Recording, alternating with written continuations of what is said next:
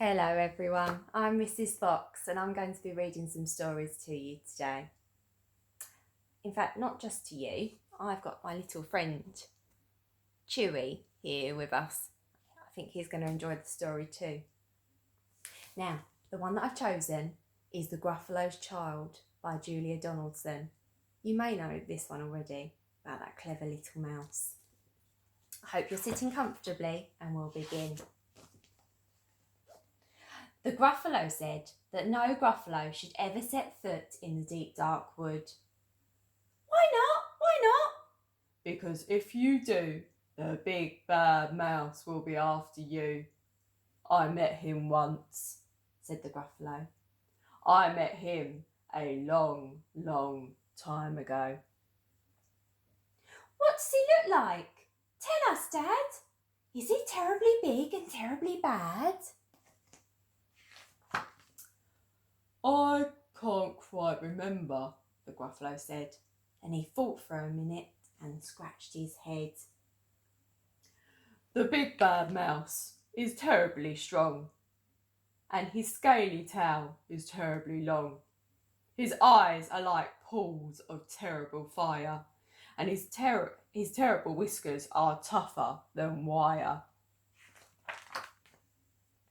One snowy night when the Gruffalo snored, the Gruffalo's child was feeling bored.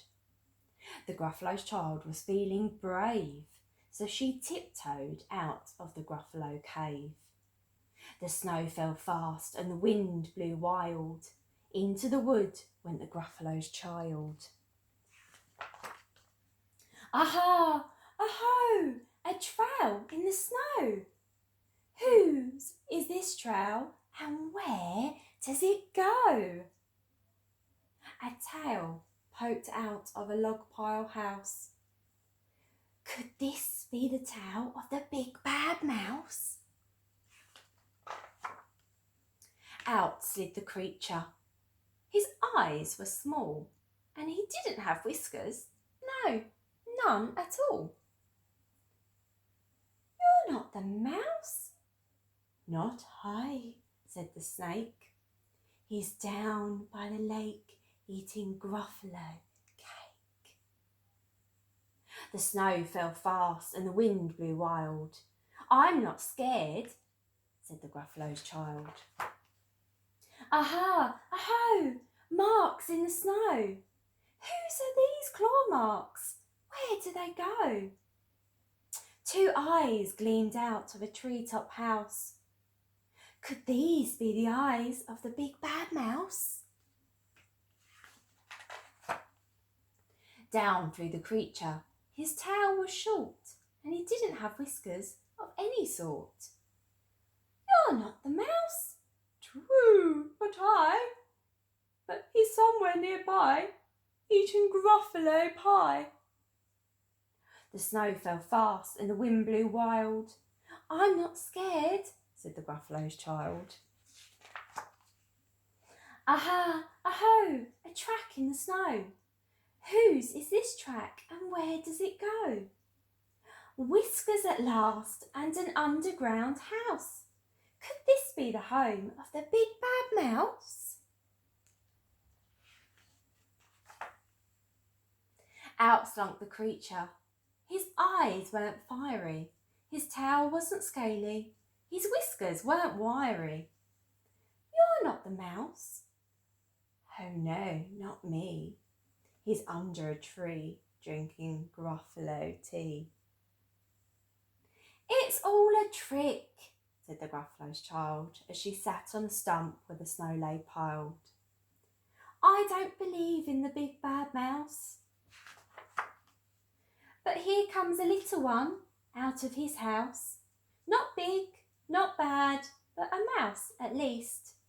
You'll taste good as a midnight feast.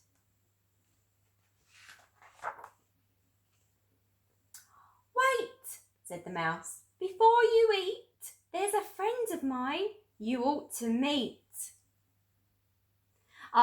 If you'll let me hop onto a hazel twig, I'll beckon my friend so bad and big.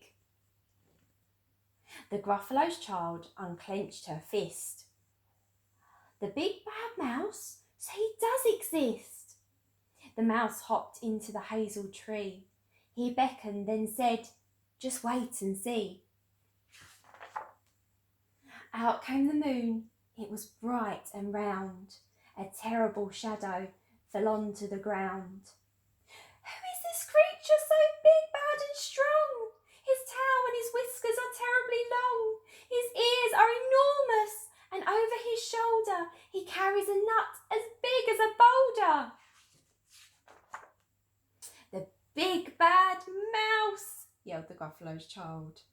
The mouse jumped down from the twig and smiled.